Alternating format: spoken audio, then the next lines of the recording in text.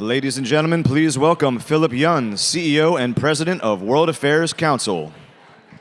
Hello, everyone. Oh my gosh, we have the voice of God. I didn't realize we were going to have one. That's kind of embarrassing. Everyone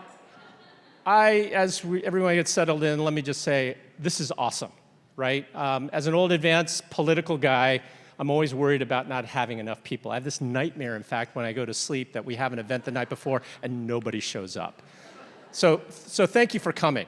For those of you, and then let me also say that there's a little bit of trepidation because it's been quite a while since I've been in front of people in real time. I think most people are used to seeing my face on a computer screen. So this is a little unnerving to a certain degree, so bear with me. For those of you who don't know me, my name is Philip Yun, and I'm the CEO and President of World Affairs. I also have the great privilege of also leading the World Affairs' very important project, the Global Philanthropy Forum. And all of you, welcome to Global Philanthropy Forum, GPF 2022. So it is so good to be with all of you in person for the first time in 3 years, really, right? 3 years. And again, this is the first time for me to actually host all of you in person. And again, it's my great privilege. Let me just tell you one of the things that I've learned, and there are many things I've learned over the last 3 years, is that one of the biggest things that we want to do is build community. That is so important. We are a community. But you know what? While Zoom is actually quite good, I think, on a one-on-one, what I've determined is that you can't build a community on Zoom, really, right? As you can all see, and the energy that you're feeling from meeting people for the first time, or maybe meeting old friends, right? For the very first time, there's no substitute for in-person, face-to-face meetings. And that's what this is all about. So thank you so much for being here. That was one of the big things that I've learned, and I am more committed to ever to making sure that we're going to be doing that. So again, thank you for coming. I want to thank all of our supporters for making this GPF possible, and I'd also like to thank our board. I know there are 4 board members. Can you stand up for us, please? Jonathan, Michael. So thank you for being here, and in fact, Michael just came back from the Ukraine. It's his second trip there, doing God's work there in certain ways and doing good work there to help people that are suffering. So I've got, how much time? Yeah, I've got less than 10 minutes. All right. So rather than going through the substance of what you're going to see, you've got so much material. Our staff has been amazing, I think, keeping you up to breast about what we're trying to do here and what we're going to talk about. What it boils down to for me is what now? Okay? So you have heard probably, so much that it's a new world. Like all the rules have changed, right? You've heard about how interdependent we are, how complicated, how messy the world is. But I want us to focus on the substance of the question is what do we do now? Now for me, when I answer that question, I don't have the answer per se, but I have a guiding principle for me. And that touchstone, that principle for all of us at my organization is that business as usual is no longer going to work, okay? So for us at World Affairs and the Global Philanthropy Forum, we are trying to create a new kind of public forum for a new world, all right? Business as usual doesn't work. And what that means operationally for us is what is it that we can do to contribute to making the world a much, much better place? So, in my mind, we no longer have the luxury of just talking. We've got to come together. We have to arm ourselves with facts and diverse perspectives. And then, as my staff is sick of me here, is sick of hearing from me, we got to do something. All right? So in short, what we got to do is connect, learn, and act. All right? Now, as we start GPF 2022, and to get you all in the right frame of mind for what's going to happen over the next 2 days, I wanted all of you to indulge me since this is the first time that I'm in front of you and we're having this wonderful gathering, to indulge me with three requests, okay? Request number one. It's a new tradition that we instituted at World Affairs maybe about 6 or 7 months ago in and off because we have had a lot of live programs, but we're gonna do a GPF. Okay, no doubt a lot of you know each other already, but I'm sure there are people that you haven't met. I want you to take 2 minutes right now, and it's gonna be crazy. Introduce yourself to someone you have not met yet. Right now, you have 2 minutes.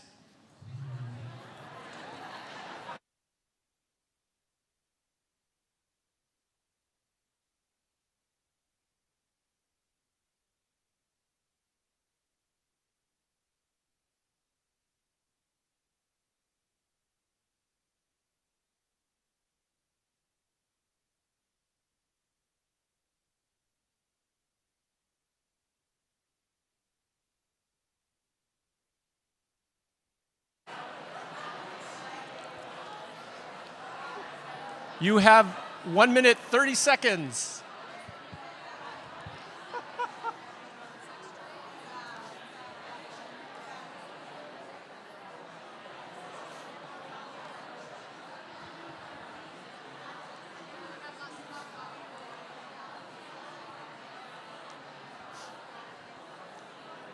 You have 1 minute.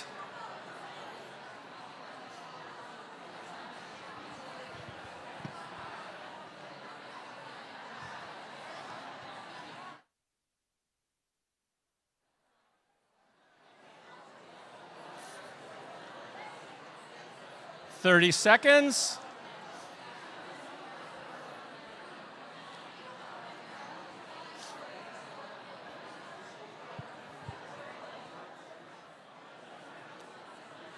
All right, we're gonna wrap up. 10, 9, 8, 7, 6, 5, 4, 3, 2, 1. Okay, everyone stop.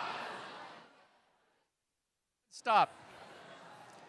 Go back to your seats.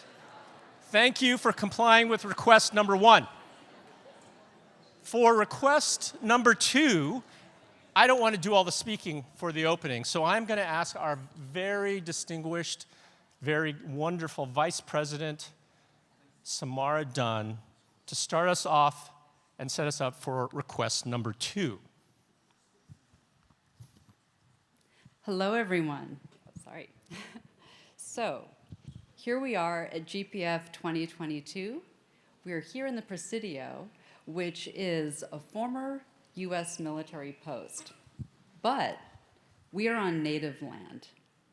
This is the traditional territory of the Yelamu tribe, which is a local tribe of the Ohlone peoples of the San Francisco Peninsula. The Yelamu families lived in the village of Petlanook, which we are standing on right now.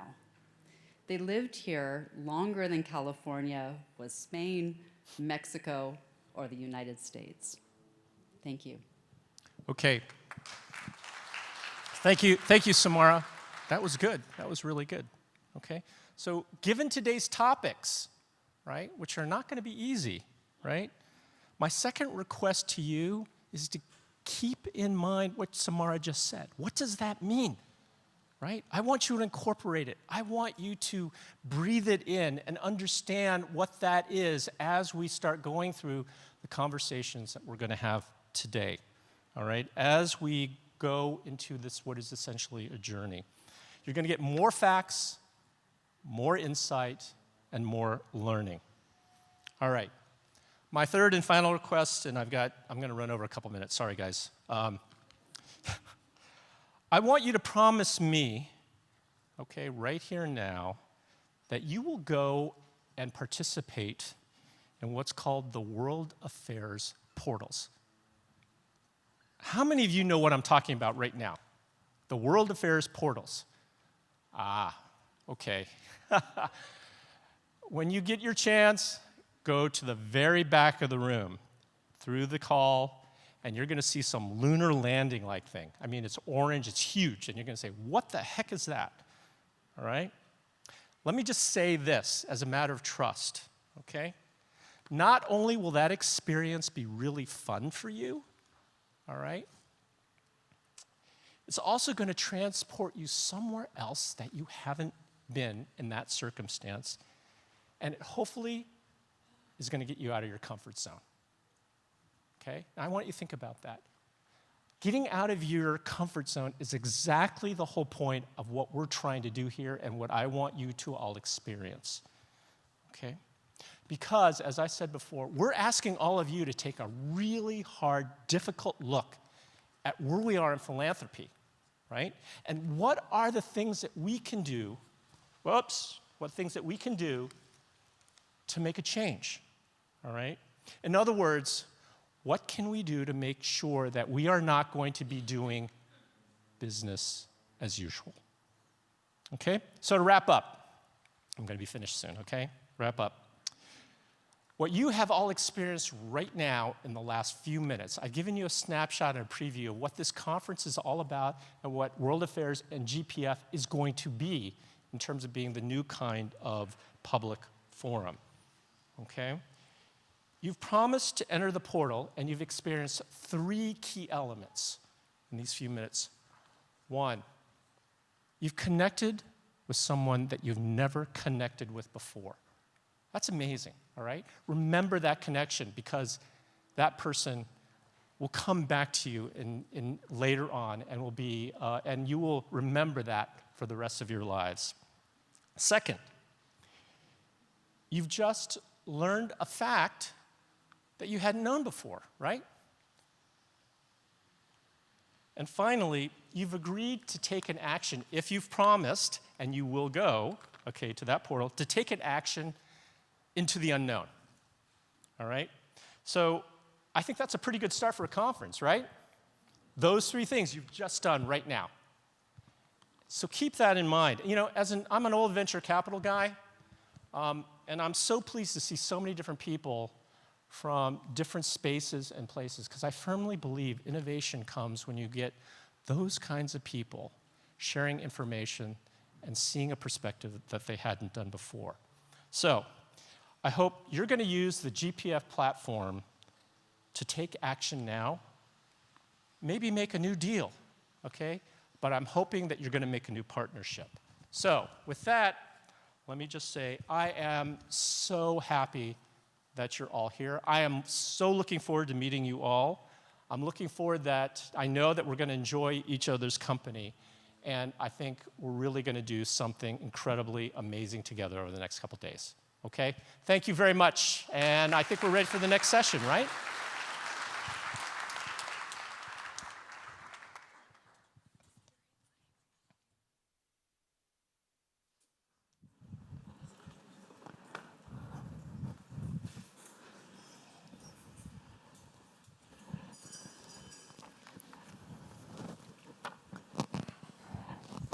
Well, good morning, everyone. Welcome to the first official panel of the Global Philanthropy Forum 2022. I'm Kristen Lord, President and CEO of IREX, and I really want to welcome you to this panel, which is called Global Democracy Under Siege. Not the brightest note, not the brightest day. And I'll admit that when I saw the conference was starting with this theme, I was actually a little bit surprised. I thought, the conference organizers had so many things to choose from. We have a climate crisis, war and famine, a racial justice crisis, an immigration and refugee crisis, a social justice crisis, a public health crisis, an education and learning crisis. The list goes on. Why start with global democracy? And I thought, well, it could be that we had an important election in Brazil on Sunday, an important election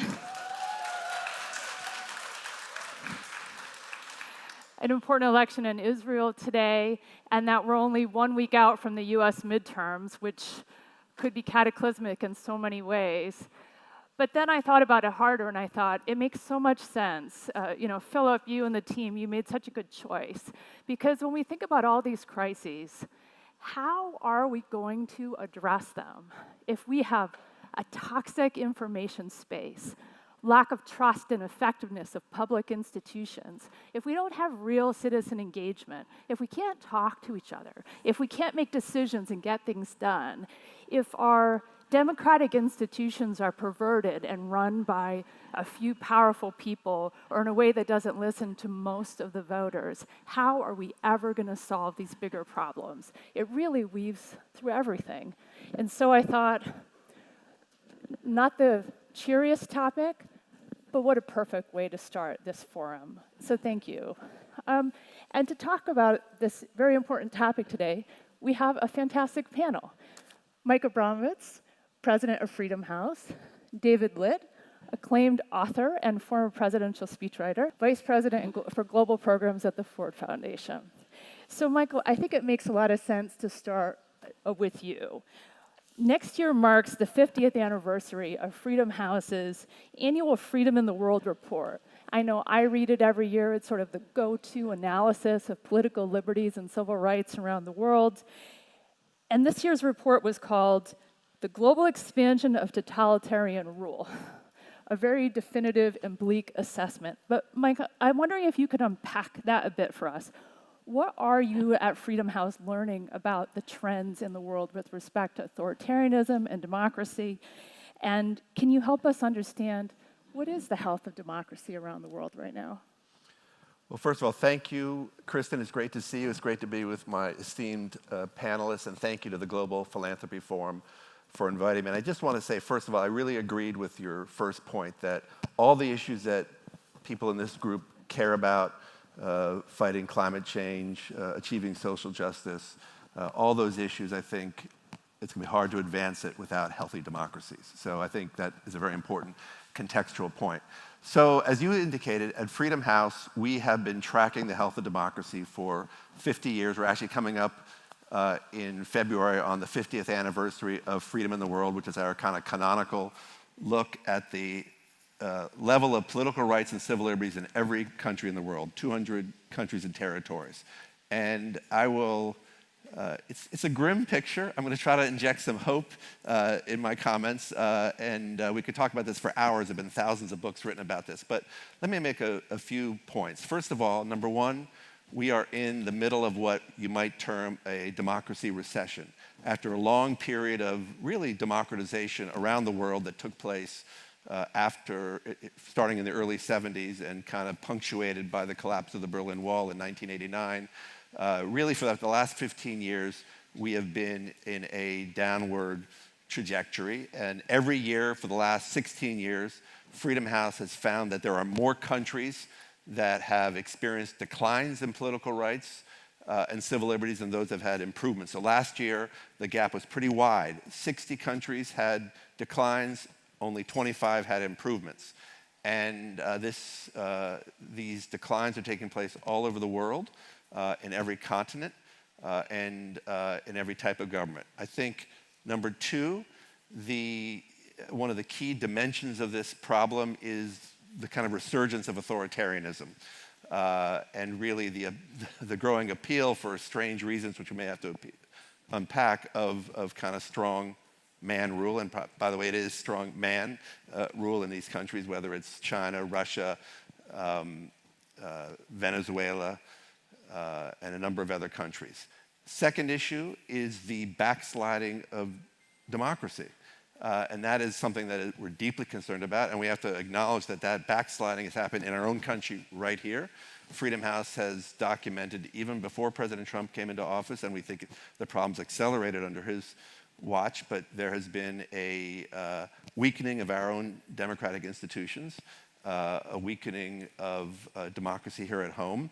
But this is also happening in other democracies, probably most notably Hungary. It gets a lot of attention. I also think India that's been one of the countries that has been having a downward spiral and really attacks on minority groups, Muslims, and other trends we're concerned about there. Final point I would make, I do think there's hope. And I think about this today with respect to Iran. and with respect to Ukraine. A year ago, if you had said to me that in Iran there would be this incredible explosion of protests and resistance from women who are protesting the second-class citizenship in their own country, I would have been surprised. And the same thing with Ukraine, which I think is also sort of on the front lines of democracy, where if you had predicted in last February that the Ukrainians would be in the process of repelling the Russians from their own territory and standing up for their own democracy, I think you would have been surprised. And I do think as you look around the world, the kind of demand for democracy, the demand for rights, whether it's in Belarus, Myanmar, Sudan, Ethiopia, is still quite striking to me. So I think the question is, what are we going to do to trigger another wave of democracy in response to that demand for democracy from the people around the world? Thanks so much, Mike. And we're going to come back to this issue of what all of us can do, what are real actions that we can take to perhaps help support some of those very groups you're talking about. We know this is a group of doers at the end of the day. So David, I'm going to turn to you. We are, as I said, 1 week out from the midterm elections, and many of us in the US, of a certain age at least, are looking back and saying, I can't remember a time in my lifetime when we had so much polarization, so much disinformation, so much partisanship, even political violence. And so you are the author of a recent book called Democracy in One Book or Less: How It Works, Why It Doesn't, and Why Fixing It is Easier Than You Think. And so I was hoping you could give us your take on the health of American democracy, and also how it works, why it doesn't, and why fixing it is hopefully easier than most of us might think. In 3 minutes, right? In 3 minutes, yeah. Yes, exactly. The floor is yours. All right, well, I'll be quick. I think, unfortunately, it's harder to fix than I thought when that book came out before the 2020 elections, but I still think that there is, what we're seeing now, I feel like I'm trying to be sort of the optimist at the Doom conference, and I'll do my best. I think that you raised a good point. I think what we're seeing first and foremost is most people, including most people in the United States, still want to live in what we would all think of as a democracy. So not just, a sort of system in which people go and cast ballots and have elections, but a real majoritarian system where people get to choose their leaders and hold them accountable. I think what we're seeing, I have no idea what's going to happen in the midterm elections. We can be surprised in good ways and bad ways. But I do think that what we're seeing in the United States right now, and what we're certainly seeing in the midterm elections, is not so much that the sort of anti-democratic forces are winning on that agenda, but that people are ignoring that agenda. And I think that's actually coming from the top down, that there seems to be, in rooms like this one, we all sit around and we all agree we're in the middle of a 5-alarm fire, but the sort of elites and institutions in America don't really act like it, and I think people take their cues from that. People say, okay, well, then the important things are gas prices, inflation, what have you, and people aren't really casting their vote based on this question of whether or not they want to live in a democracy, and unfortunately, I think we're missing the forest for the trees there.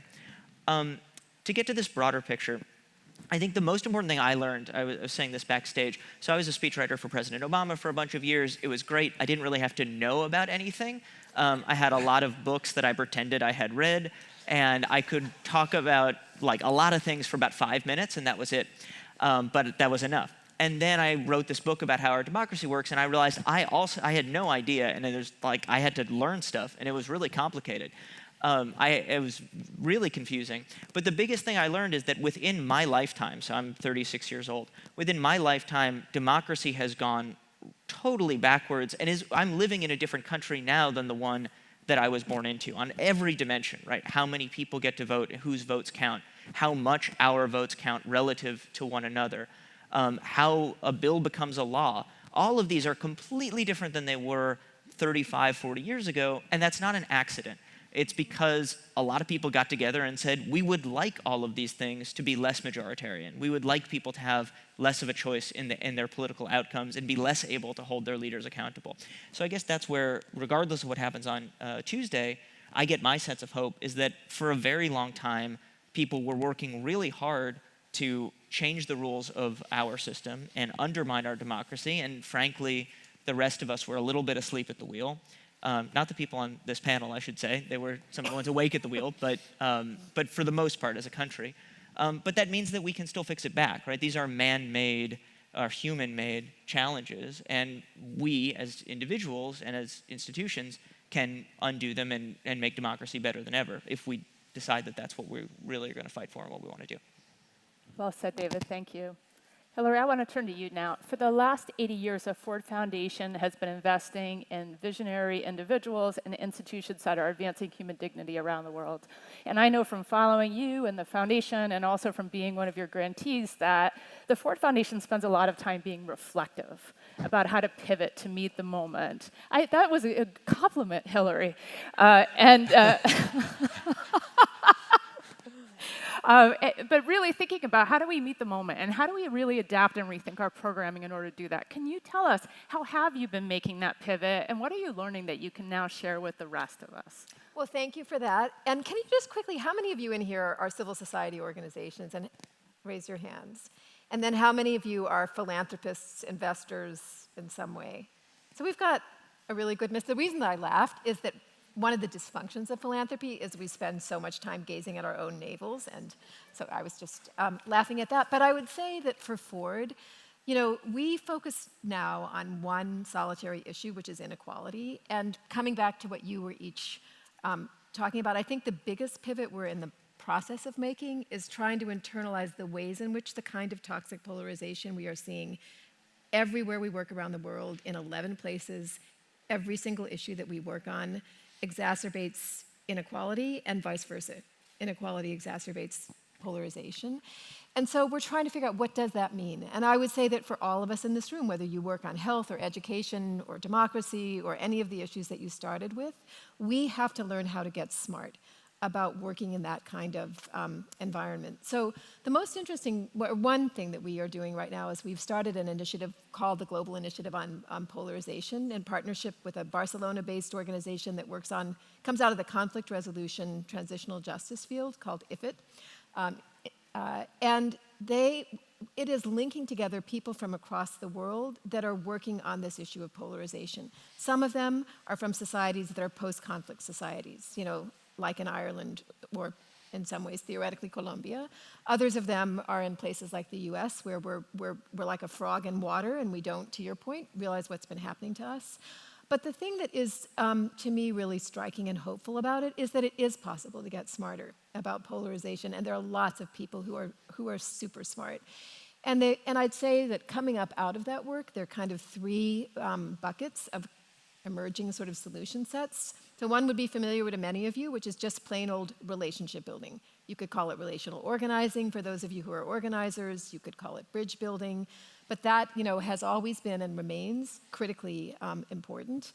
And that is both bridging across groups, and it is making it safer for people from one group to leave that group and go against it, as we don't see happening with elected leaders in the US. So that's one bucket. The second bucket has to do with narrative and information, both misinformation and disinformation, how you fight that and contest it, but also how dangerous it is in society when everyone aligns around a single narrative. And that is very much what is often used by people who are trying to create polarization. It's the narrative against, the rest of us against the elite, us versus them. So it's talking about the ways in which there are always multiple stories in any society. There are lots of different stories we tell to understand ourselves. So how do you activate those other stories when you're in a context where a single story risks taking over? And then the last sort of bucket of things have to do with institutional reforms. Institutions matter, constitutions matter, electoral systems matter. They're, to me, the most striking thing that we together are learning is you're best off when you have institutions that break apart a binary. So electoral systems where winner takes all are not as good as ranked choice voting. So I think those are just some examples of things that, at least for us as an institution, across all of the work that we do and all of the places that we do it in, we're trying to kind of think, how do we hold that in our minds as we do our work work with our grantee partners in a smarter way. So. Thanks so much, Hillary.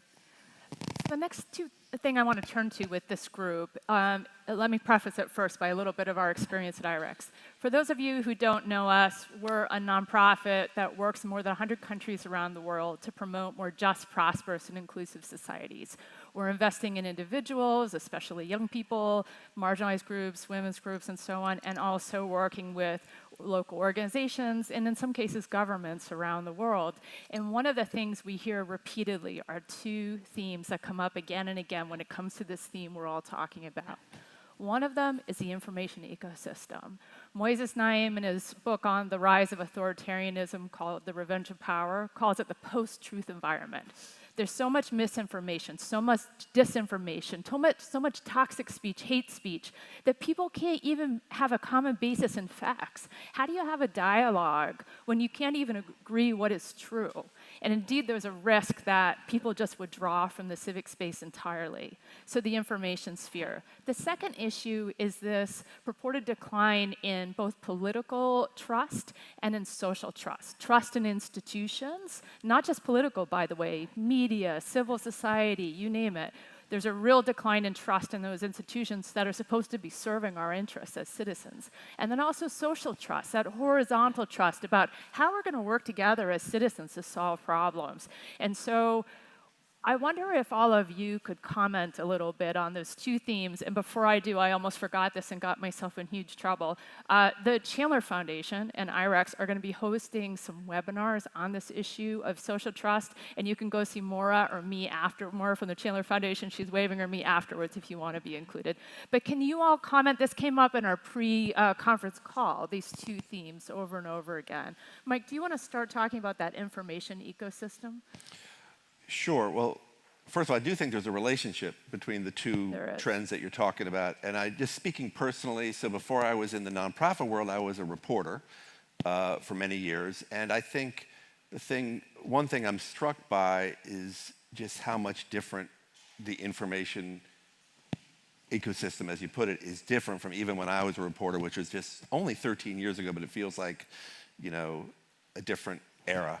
Essentially, Twitter and Facebook were just coming into account. People would be mean to reporters, but there weren't like Twitter mobs assaulting us or assaulting my colleagues. So it's just very different. And I do think that the health of the information space is really crucial to the health of democracy. And I think about this in 3 or 4 different ways. Number one, first of all, the safety of journalists is not something to be assumed anymore. Mm-hmm. I'm just consistently struck by the physical danger that my former colleagues all around the world are, particularly in places, like China, Russia, Myanmar, Turkey, where they're imprisoned. But I just think the danger of being a journalist is not to be denied.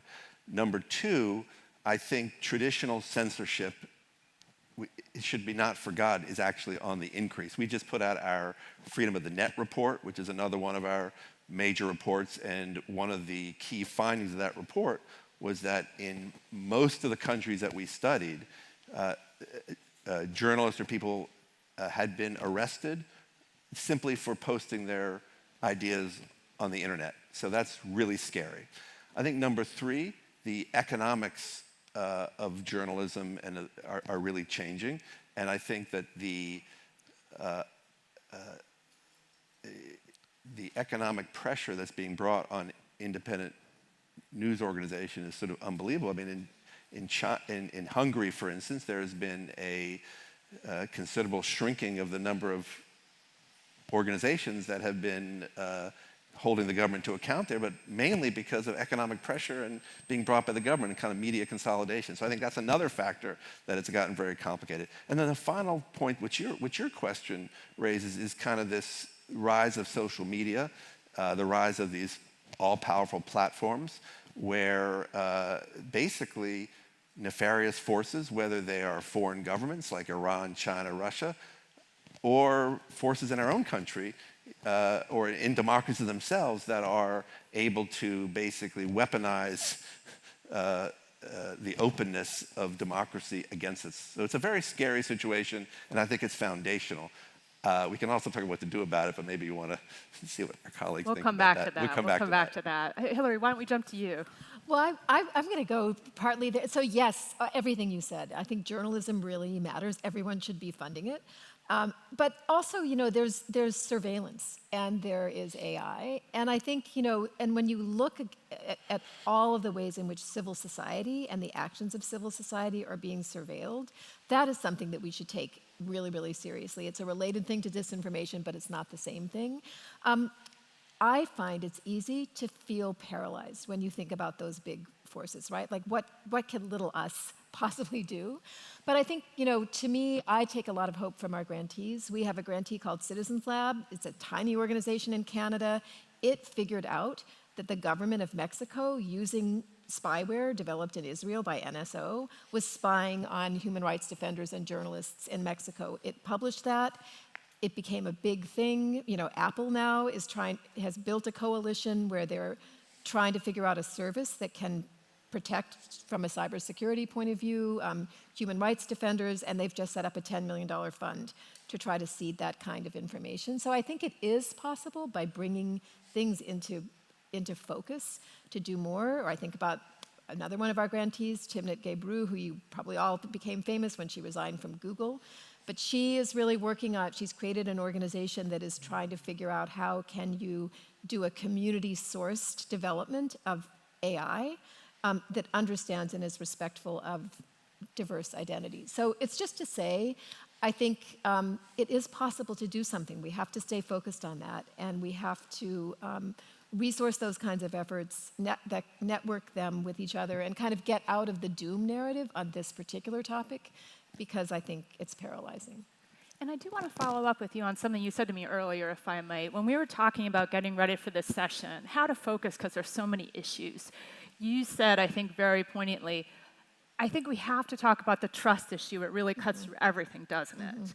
Can you explain to the audience a little bit why you said that?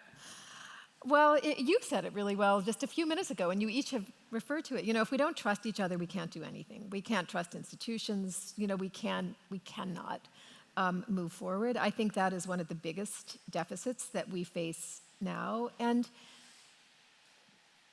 it's hard to work on trust in the abstract. Trust is a thing that gets built. It gets broken. It gets tested. It gets repaired. And I think that's the work we're all in. To me, that is the most fundamental, basic thing. So I'm not sure. And I'd just like to add that I think there's a lot that all of us could do in our existing work, whether we're philanthropists or civil society organizations, to be more intentional about trust building as one of the components of our work, because everything will be more effective and there'll be a positive spillover effect as well. David, let's go to you. Yeah, I'm thinking about this in two different ways. I'll try to restrict what I say to domestic issues because I think that's where I know more about. I think it's interesting. We've talked about ecosystems. We've talked about trust. And it's funny because that metaphor kind of ignores, it's like, well, there's people who keep dumping toxic waste into the ecosystem, and we should keep that in mind. And I think that's something that is hard. I think a lot of, people like us in rooms like this, it's hard to think about the consequences that come when you really accept, okay, this lack of trust, the spread of disinformation, these aren't just organic things that have happened. They are in part things that people have really are still really trying hard to make happen. So what do we do about that? I have absolutely no idea. But I do think it's something we have to take into account, that we can't just say, this seems to be broken, how do we fix it? We have to say, well, people seem to be breaking it, how do we keep them from breaking it? Not always in that oppositional way, but sometimes. I also think the other thing that really stands out to me is, and again, just thinking about the number of people who we'll just sort of lump in for the moment as kind of people who are not huge fans of democracy, who have more money than they know what to do with, and who have gone out and bought some kind of media outlet. Like one or two of those kinds of people. Just a few, right? But the number of those things is remarkable. I mean, I think I don't know if any of you have read Newsweek recently. Newsweek used to be like a real magazine, and now it's kind of trashy and weird, and it's because some person with a lot of money said, "This is my new hobby."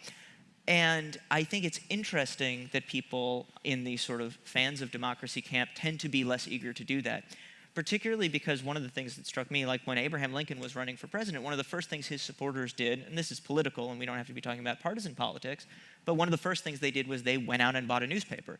This used to be very standard operating procedure to say, if we have a point of view, we're going to make sure to own some kind of media that's going to express that point of view. Now, some of that is philanthropic, some of it is for profit, but I do think that there's we've been living in kind of the, you were talking about a democratic recession. I think we've been living under this idea that for a very long time, sort of objective media or information without a point of view was the gold standard. And that's not the world that many of our ancestors lived in. And there's good and bad things about it, but I think we need to be, I don't know, I guess if I'm saying, if I were sitting here and I had more money than I knew what to do with, one of the first things I would do is start to think about local news that both has information, but also isn't afraid to take a point of view. Can I get back in on this after Michael, though? I'm sorry, what? After you. You go first. No, go ahead. Go ahead. Well, I was just going to, I think one of the most challenging things, we debate a lot inside Ford and among the grantee, many movement organizations that we fund, is there ever such a thing as good polarization? There's a famous saying attributed to Saul Alinsky that you polarize to organize. You get people to concentrate on the thing they're trying to win. And I think, so we own some of that ourselves. It's not just the nefarious other side. And I think a really interesting question is, how do we get to a place where we're no longer disagreeing? I disagree with you about your idea, but instead we've gone to the place of you are my enemy. What you stand for is the thing that will destroy my country, my community, my whatever. And I think that's some of the best work I see coming out of the fields we fund in are people who are playing with different kinds of models, which is almost really, you could say, empathize to organize. Like how do you begin to do that kind of deep relational listening that lets you not write off the enemy, but puts you in proximity to them? And I think there's so many reasons why that's hard to do, but this is a place I think where philanthropy should be much, much, much more curious than we are.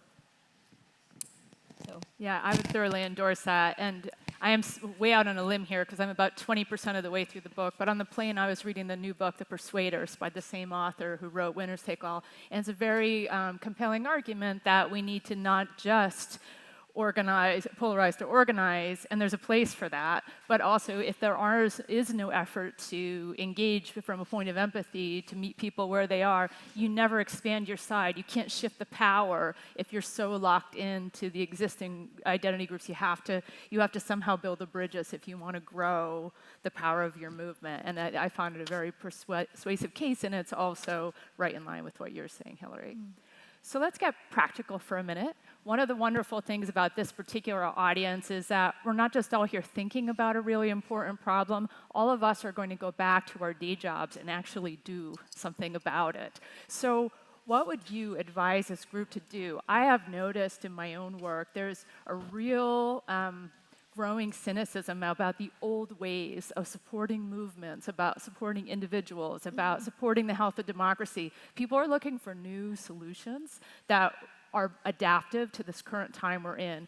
What are you seeing in terms of movements, approaches, strategies that are appropriate to the moment, that are working, maybe some green shoots? How would you advise this group to invest their time, energy, energy, and resources?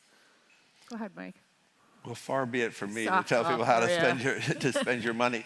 Well, I think first of all, one thing is I approach this from a deep sense of humility, which is that I feel like it's taken 15 or 16 years to kind of get into this kind of democratic recession I was talking about. It's going to take, to me, a generation to get out of it. And the idea that there is a silver bullet that's going to just suddenly wipe all this away, I think, is like not the way to think about. But I think, to me, if I could just emphasize these two broad areas, one is there are incredible people who are working on the ground in places, and there are partners in some countries, but that the partners afford in other places.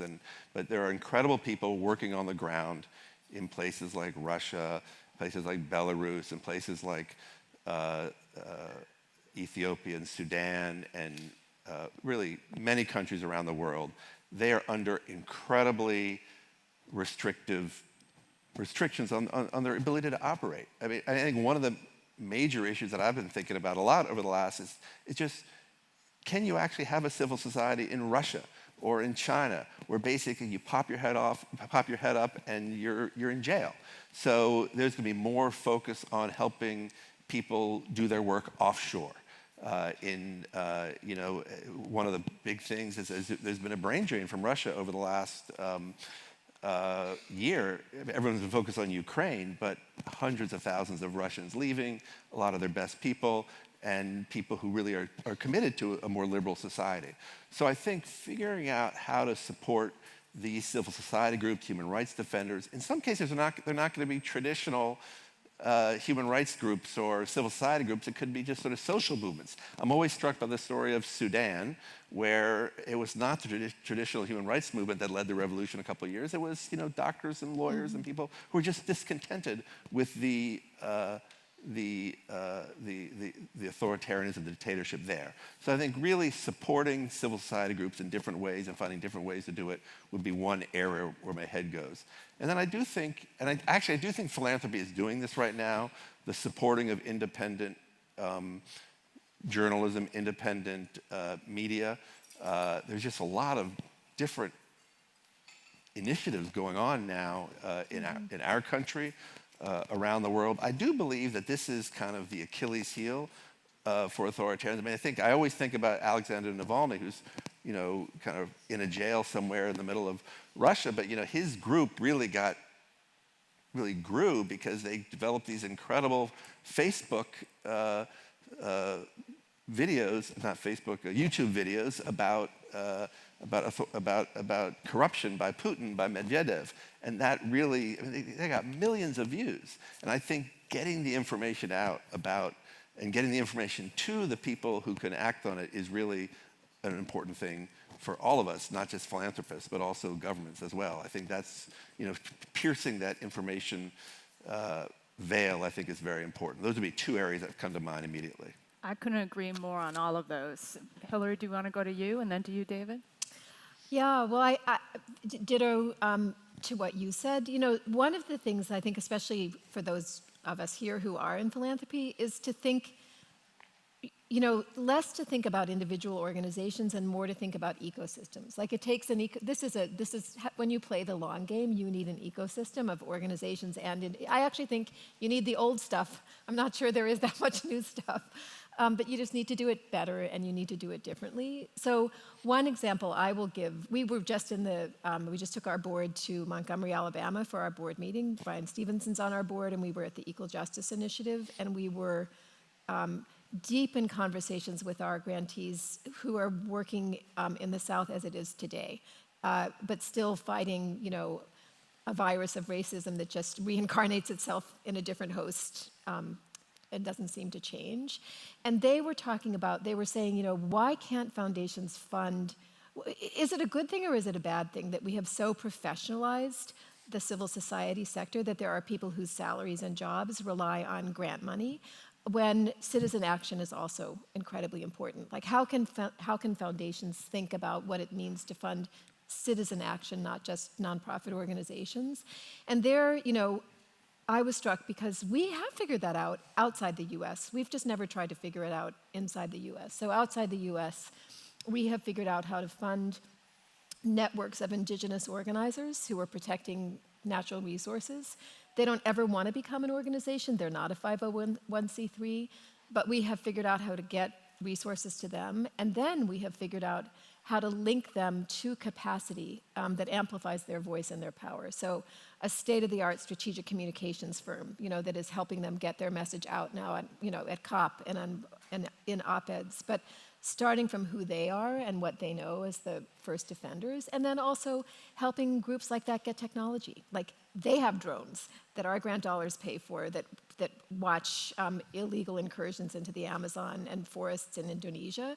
So I think it's kind of a combination of the old and the new, and understanding that we have to not just fund the legal structures that are called nonprofits, and there are ways to figure out how to do that.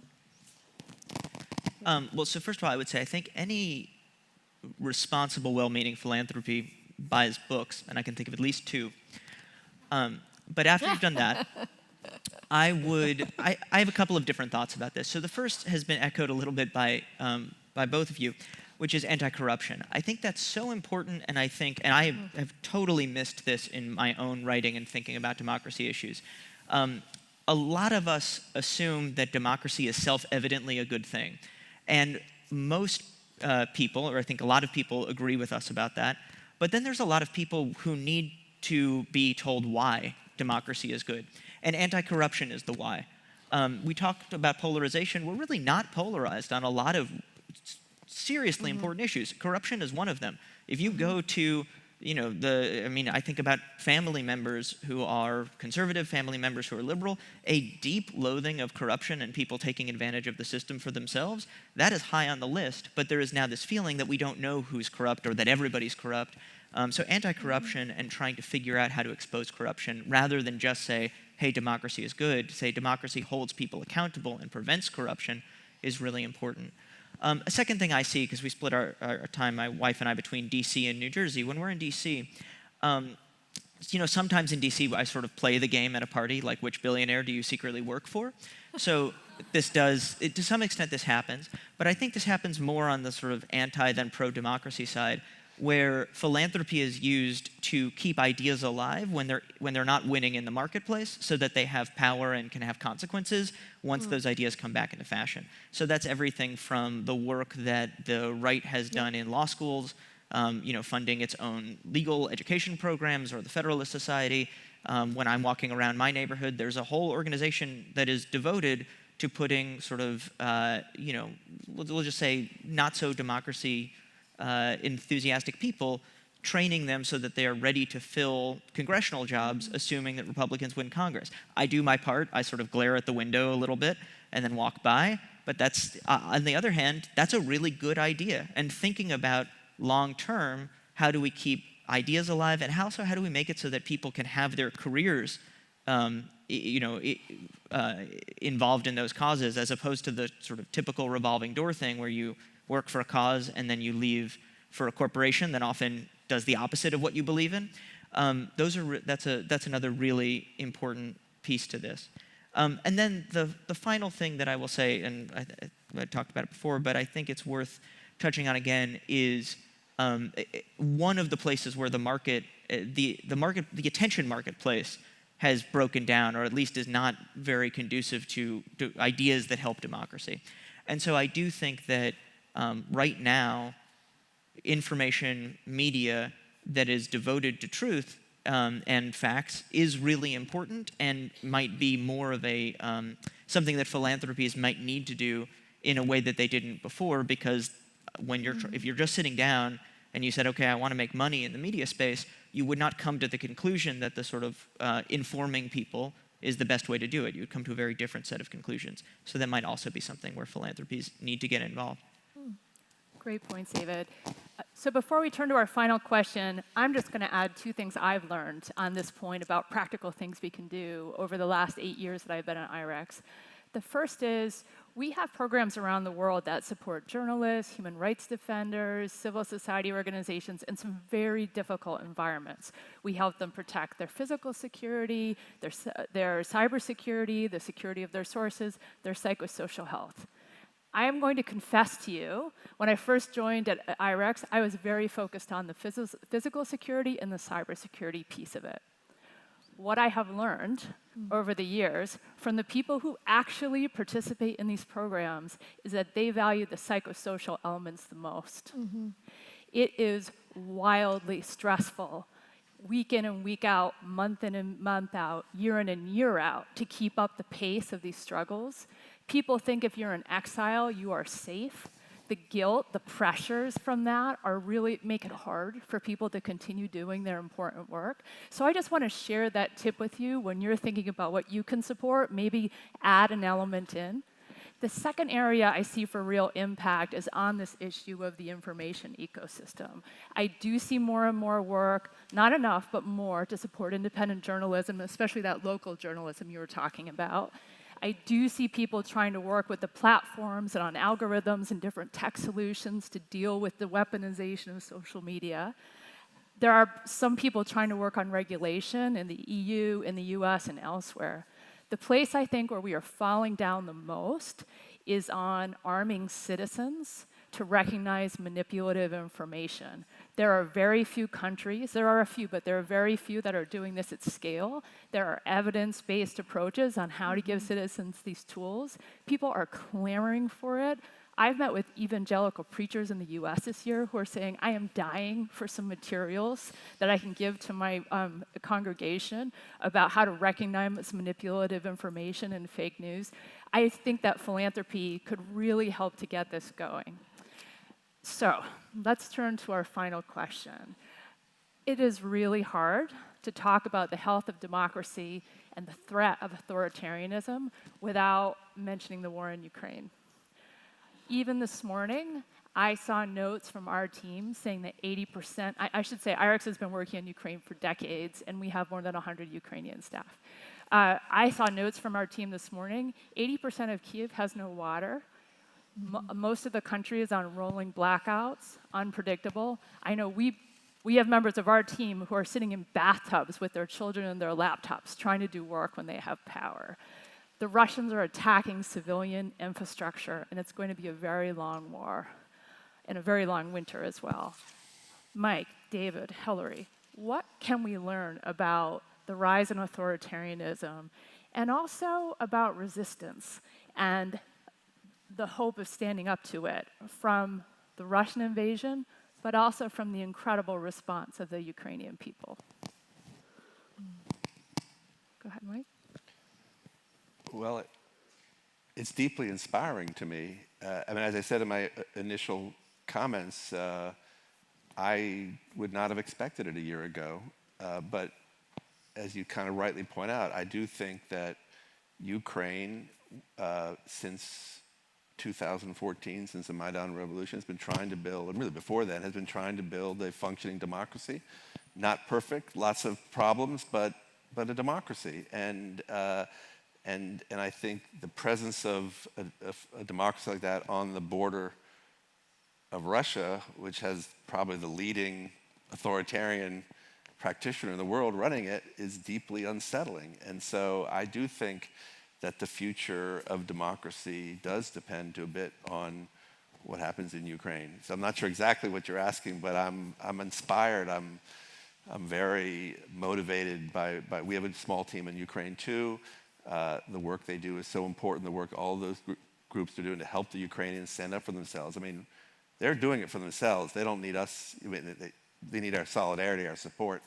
But it's an important story for the future of democracy, what happens in Ukraine. David, Hillary, any thoughts? Yes. And, I mean, it is so inspiring. I think for me, I sit with the opposite of that. So what's been most striking to me being at the Ford Foundation is that all of our regional offices outside the US are a lot more ambivalent about what's happening in the Ukraine than we in the West are. And so I think for me, it's been a wake-up call about how deep the deserved resentment of the West's ways of behaving in the world and dominating the world, the legacy of that has left behind. So for me, it is like, get out of our own heads. Don't assume everyone sees the world the way that we see the world. And I think getting to complex solutions in a globe that will require us working across boundaries means we've got to kind of flip on its head the global north, global south. So I think there's a way in which the Ukraine actually deepens that story and those fault lines, and we need to pay attention to the people that don't see it the way that we see it. I'm so glad you made that point. It was not lost on many of the organizations we work with around the world, just the sheer racism in terms of how Ukrainian refugees were treated as compared to people who weren't white and weren't Which Christian. conflicts do we pay attention to, and which ones do we ignore? Exactly. You know, it's not like the Ukrainians are the only courageous people fighting. That's exactly right, another important lesson. And David, I want to end with you on Ukraine, but also your prior book had talked about your experience in the Hopi-Chang'i Obama White House. And I'm wondering if you can certainly comment on Ukraine, but maybe you could also leave us with a hopeful note as well. Where do you see some hopeful signs for democracy that we can all invest in? Well, I think these are related. I think that I think we know what's inspiring about Ukraine, but I think it was not, right now we're all, or at least if you're like me, we're all looking at polling and prognosticating and trying to figure out what's going to happen here, just like we were trying to figure out what was going to happen in Brazil, just a few days ago. And it's nice to be reminded that we can be pleasantly surprised, not just unpleasantly surprised. And sometimes it feels like we are living through this period of uncertainty, and the only time something unexpected happens, it's bad. Well, we didn't, I don't think, expect the Ukrainian people to rally the way they did, to fight for self-determination the way that they have. And hopefully we will get other unexpected but welcome surprises like that. I also think it's important as we think about that, and we think about the responsibility that we all share as people who are in this room or rooms like this one, I think our job is to not let it get to this point. I started, in response to your first question, talking about what is the issue on top of everyone's mind. In this election, it's not democracy issues. In Ukraine, these questions of self-determination have been forced upon people, and we see people do remarkable things when that happens. But I think part of the job of the people who have the kind of influence that the people in this room do is to say, even when that's not on top of everyone's mind, it needs to be on top of our mind so that we don't get to that point where we need to see people rallying heroically in defense of self-determination. We can hopefully not have to be inspired in that way. Can I make a You quick have the point? last word, yes. Just make a quick point. I'm happy that Hillary raised the point she did, and I certainly agree with it. Groups like Ford Foundation, Freedom House, were always focusing not just on the popular issues, but on very unpopular issues. I'm very proud that Freedom House has had a 20-year project, in Ethiopia, which does, there's a genocide potentially happening there. I will say, we should not be, the answer for the going forward is you can look at the whole world and there are deep inequities in how we've responded to different crises, from the West.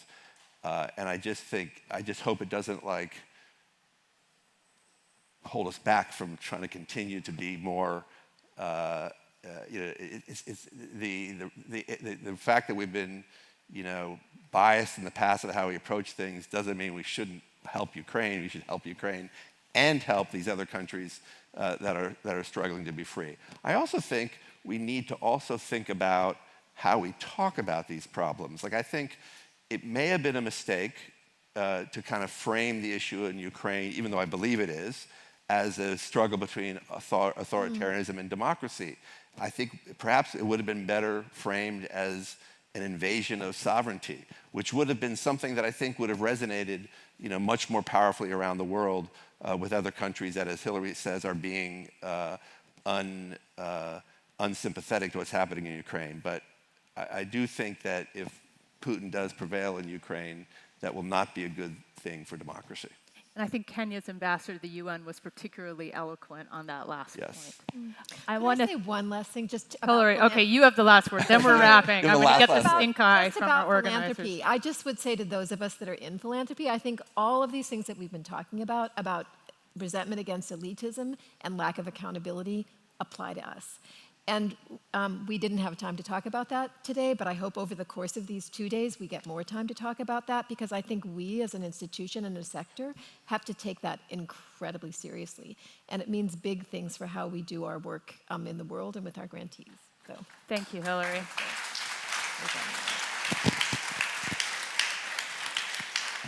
So I want to thank our esteemed panelists today, and I want to, you can applaud them as we exit the stage, but I also want to welcome on the next speakers to continue this conversation about democracy.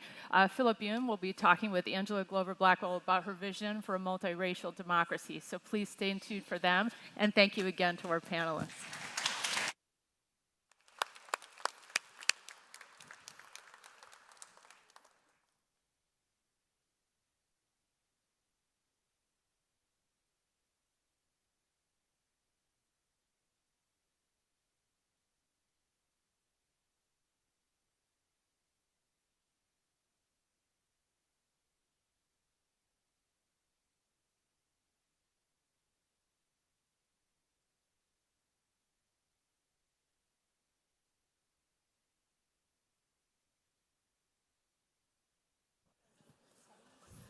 Hey, Angela, let's go. Go ahead.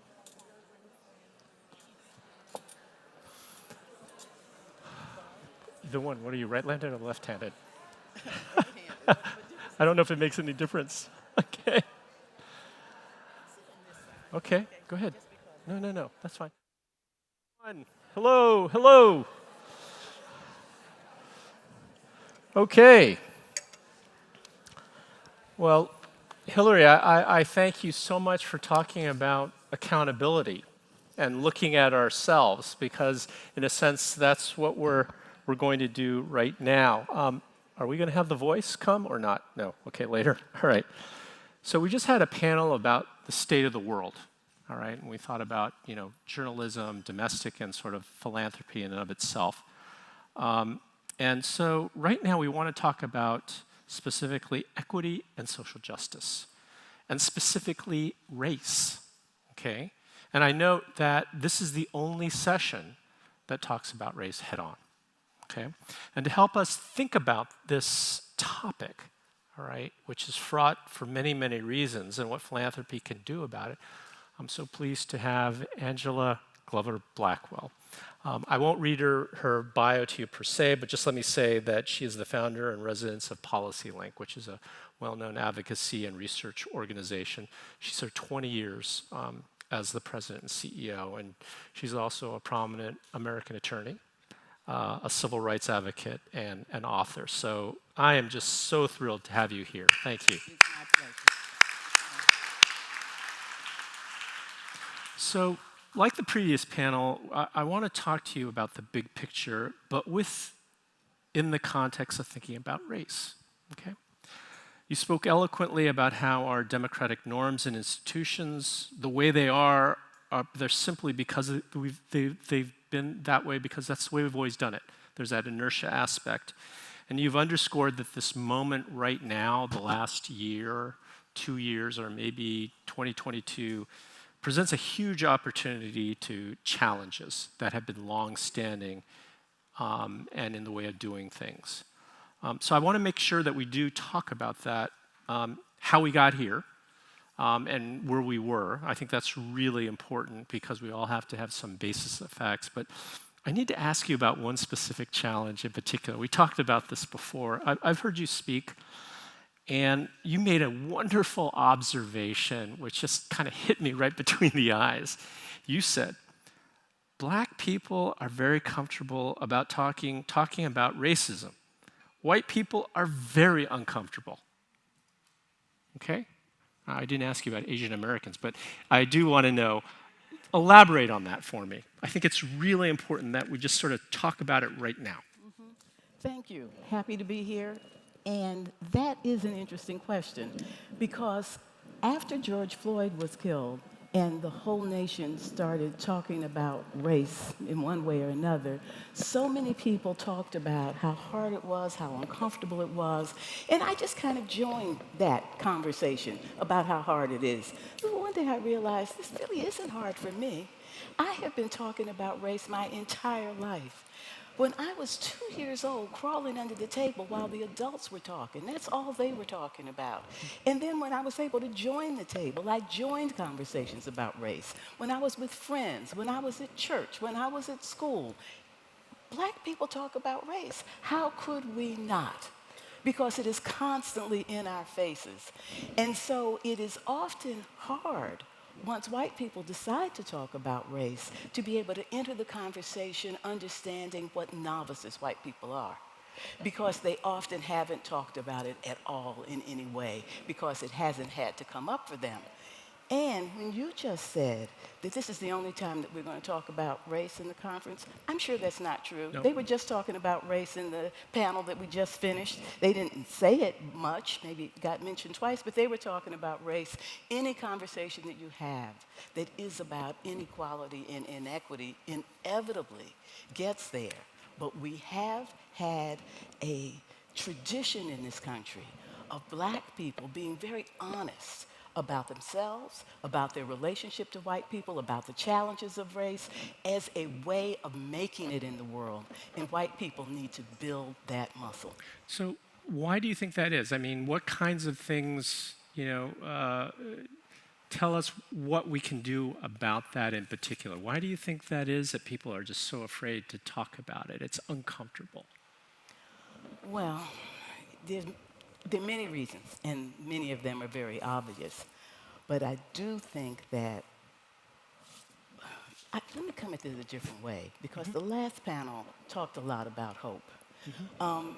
And when those children were killed in Texas a few months ago, I lost hope for a minute.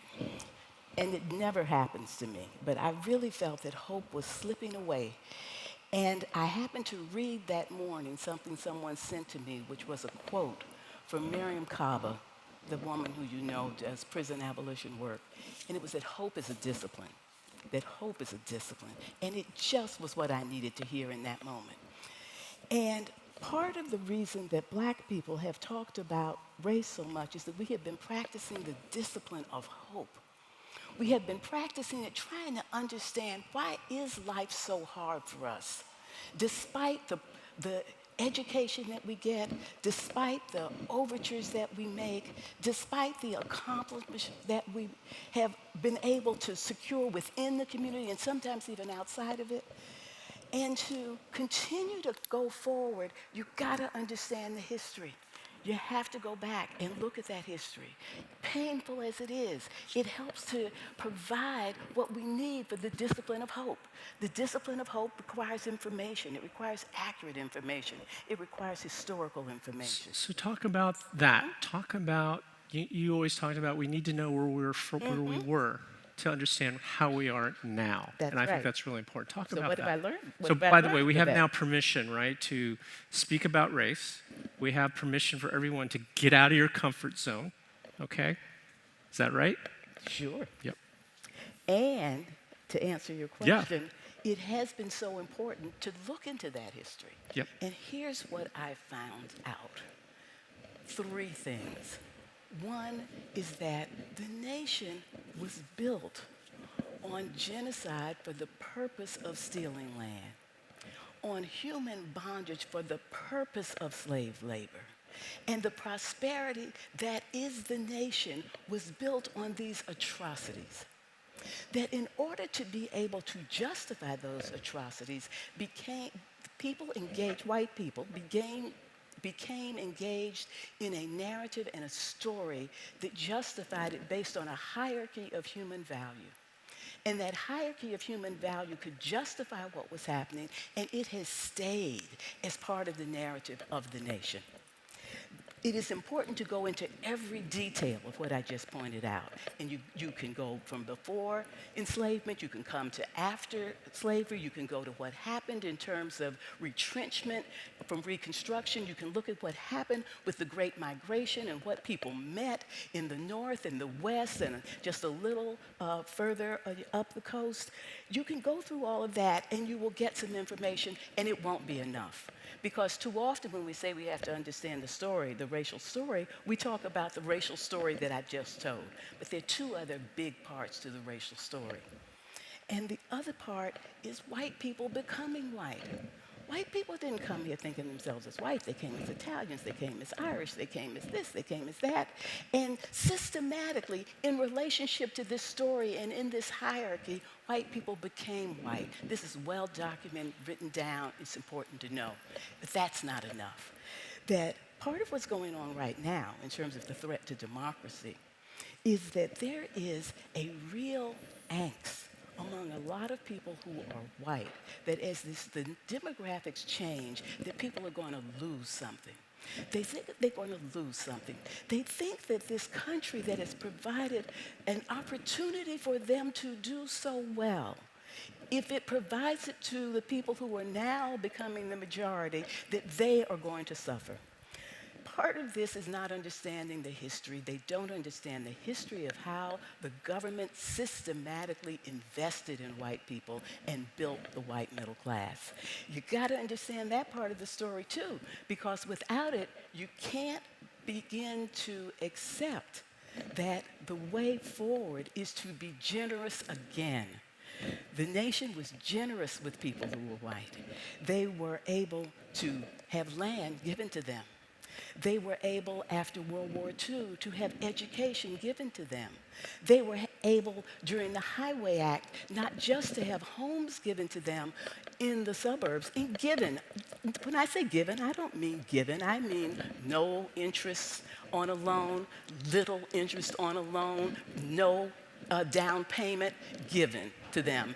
And then an investment in the infrastructure of the nation in terms of schools and highways and public transit and water systems to make the homes affordable to live in that would not otherwise have been.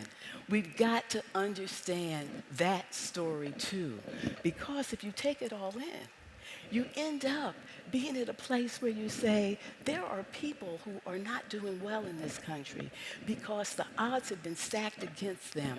And while all of those people are not black, many are Latinx, many are indigenous, many are Asian, many are white, many are transgender, many are people with disabilities. But what everybody has in common is their suffering is an oppression that is taking place in a nation in which in the black-white paradigm, we develop the protocols of oppression.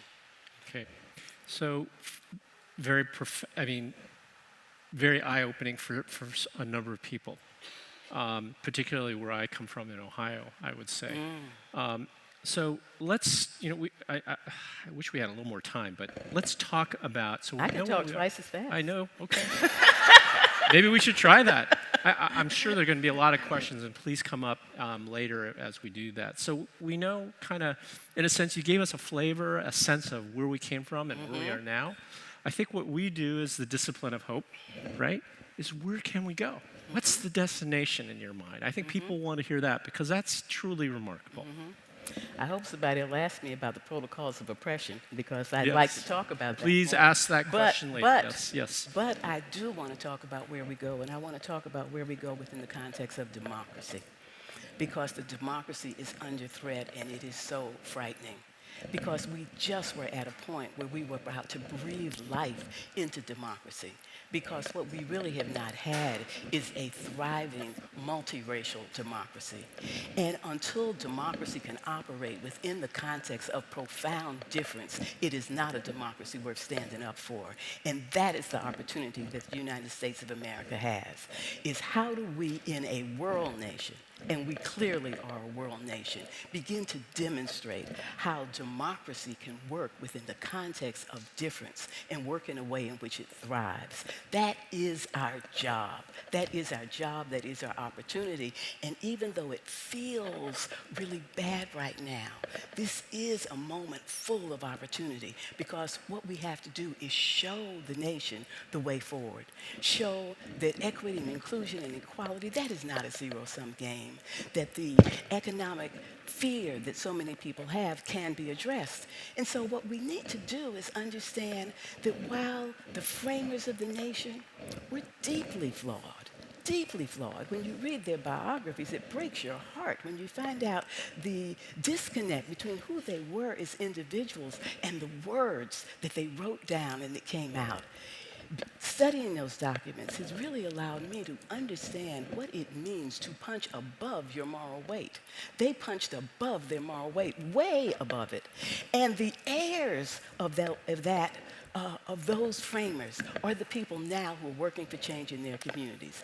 They are people like Nsé Ufot, who is leading the New Georgia Project, who's actually breathing profound life into the mechanism of voting, which is so important in Georgia. People like Latasha Brown doing that same kind of work. But it's also people like Eric Liu at Citizen University, who's developing on Saturdays a new way for people to come together in their communities and find a new way to talk, a new way to speak.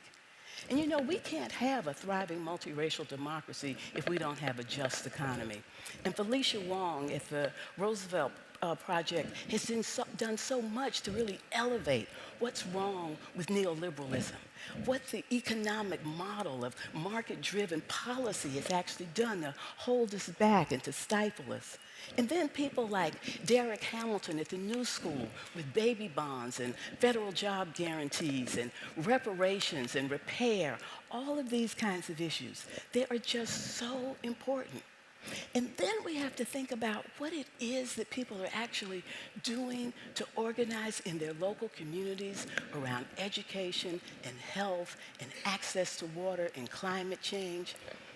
These aren't just the people that we fund because they fall within the categories of a funding stream. These are the heirs to the framers and the founders of the nation who are breathing life into participation and voice and agency. They're creating models for a just economy in which all can participate.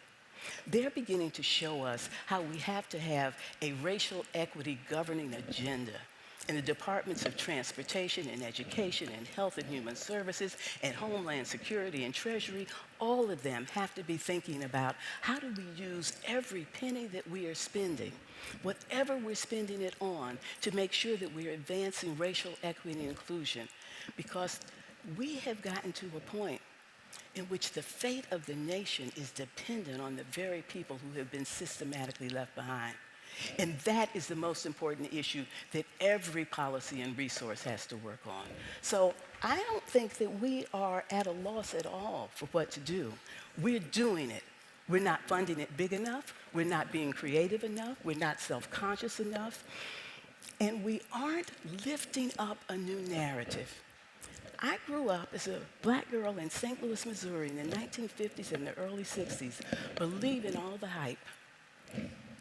Even as my parents were struggling as black people to be able to reach their full potential and convince us that we could reach our full potential, I bought into the story of a nation that was built on the issues of justice and equality.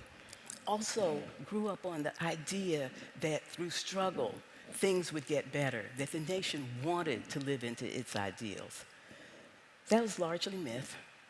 And just as I grew out of my naivete, so has the nation. There are a lot of people who have decided that we can't really have a nation that can work for all. And people are digging down, digging in, and saying we have to look out for our group. Some people have come to that same conclusion and just assume there's no place for them here. And we see the results of that hopelessness in the streets and cities all across America. But there is a new story to tell, but that story has to be based on a true history. That story has to accept the angst of those who are afraid and show that equity is not a zero-sum game. And any good story needs heroes, and boy, have we got a lot of them. So I love you just made my question so much easier. Okay, narrative, story. You talked about, you got the elements of what that is. You've got to give a truthful explanation how we got here. Invest in people, zero sum. There's the solidarity thing that you've written about, okay? I want to go into the narrative piece because, a lot of people here are working on democracy. They're working on alternatives to democracy. But one of the things that I've learned is you can tell people what they need to know, and they're not going to use it at all, right? They are, and so I want to ask you about what that story is, and I can talk to them, blew my face about what I think needs to be done and why it's important. I think there's a dearth of funding, so to speak, on the narrative itself. What is the story? Because, as you said before, and we talked about this, what needs to be said versus what can be heard is a huge gap. And the only way you can bridge that, I believe, okay, is by a story that appeals to everybody. So what does that look like? It has to have the elements that you talked about, but what is the narrative? And I'm not saying that you have the answer, but I think that's something that we should all be thinking about. What is that new narrative that we're going to have to use when we come up with a solution as to where we need to go, or what are the elements we get there? Well, Thoughts? I thank you for the question, and it is something that we all need to be struggling with. And it is finding that road. I've just told you what needs to be said. But the question is, how can it be heard? How can it be heard? The first thing that many people conclude is nobody can hear anything that talks about race, that the only people who will hear it are people who are already there. We've got to work through that, because we cannot tell a story about race if we cannot talk about race. So don't assume that the way to tell the story that I just said is to remove the racial aspect, call it something else, and then move on. If you call it something else, people will never come back to the race. And I've been in that a zillion times, where people say, I get it, we're just not going to talk about race. And then what comes back is something that doesn't have anything to do with race, that's not informed by race, that's not tethered to the real struggle, and it doesn't make a difference. So the story must bring race in, and we collectively are smart enough to figure out how to do that. The story that I tell about race is, I grew up as a black girl in St. Louis, Missouri, and it's the best thing that ever happened to me. The seriousness of growing up as a black girl. I've met people who wonder what their purpose is in life. I have never once awakened and asked myself that question. I came here with purpose, and it is energizing, and it's exciting, and it focuses you. We have people in our midst who have made a life of struggling for freedom. You want to work hand in hand with people who know freedom, because they know what it means not to have it. Danielle Allen at Harvard talks about this in ways that are just exquisite. The story has to bring race in. The story cannot just throw away white people who are afraid and call them names and act as if they are just rats. We have to understand that they are people, that they have an anxiety, and it is anxiety that needs to be addressed. They don't see a future in which there is not white supremacy. The white supremacy future is not a future at all. That is dead. There is a future, and your future will be bright in it. We got to figure out a way to tell that. We got to show it. We got to show it with numbers. We got to show it with anecdote. We got to show it with relationships. We got to show it with trust. And then we really do have to invest in the young people who come with a different sensibility, a different sense of what is possible. And we need to talk about them, not just fund them, but talk about them. Call their names, call their movements. Saru Jayaraman, she is the leader of One Fair Wage, and One Fair Wage is transforming the nation in terms of what we think of in terms of how much money people should make if they work. Call her name, call her movement, lift these people up so that people can know that the people who are going to take us to this place that I'm trying to describe are amongst us. They are working hard, and they are full of hope. Okay, thank you. So really quickly, I'm going to ask 2 more questions. I think it's important for people to hear the idea of your concept, transactional versus transformative solidarity. I think that's really, that's a really important concept for people to be thinking about now.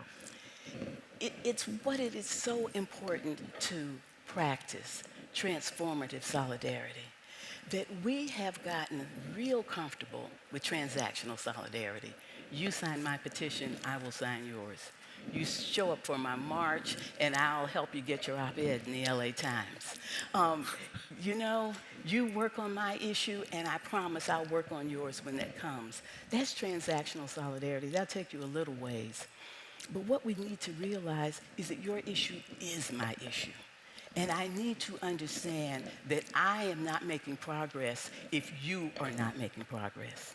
That people who are with disabilities understand that so much of what they are able to do through their struggle has extraordinary benefit for everybody. That when we work on issues from a Black perspective, a lot of people talk about addressing anti-Blackness directly. They talk about centering Blackness in the struggle. That does not mean to ask someone to put their struggle on a back burner. It means understand with depth that whatever your struggle is, it is embedded in anti-Blackness and the oppression that comes out of that, so that we work together because we are solving our collective problems. When we feel it that way, when we understand that climate change hits people who are of color and poor first and worst, and therefore, in California, whenever anything goes on the ballot that has anything to do with climate, people of color overwhelmingly vote for it. They get that. They understand that the environmental justice issues are at the core of the racial issues. And so transactional solidarity says, let's have a big story about what has to change for us to achieve the state of full inclusion, of equity, of fairness and justice, and work on those issues as if your life depends on it, because it does. Okay, we've unfortunately run out of time. Now, I know we have rearranged this conference to have a lot of in-between sessions that you can actually talk with people. Angela will be here. So 30 seconds, okay? What are the two things, or if anyone, I mean, there's going to be a lot of stuff people are going to listen, but what are the two big points you want people to remember from being with you here? I hope that people will remember that the racial angst that is here is a source of strength for our leadership at home and throughout the world. Don't run away from it.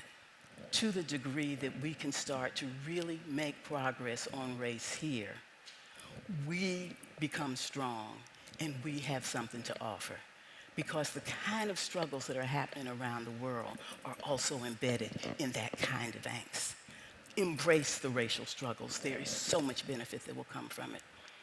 The next thing I think that I would hope people would learn is not anything that I talked about, but something that the other panel talked about so much, and that is, how do we begin to get at the failure of our institutions around social media, around narrative, around culture, that we've got to not just try to solve these problems within the 501c3 context. We have to solve it in the culture too. Make that a priority and take your best selves into that struggle. Okay, Angela Glover Blackwell, thank you so much for taking the time. Thank you for your perspective. Thank you.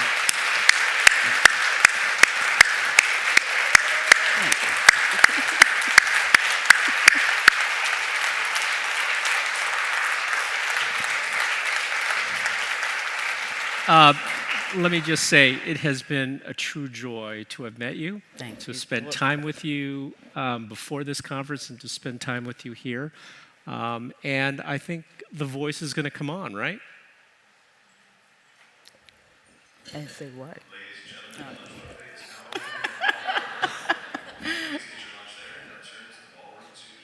Yes, thank you. Thank you.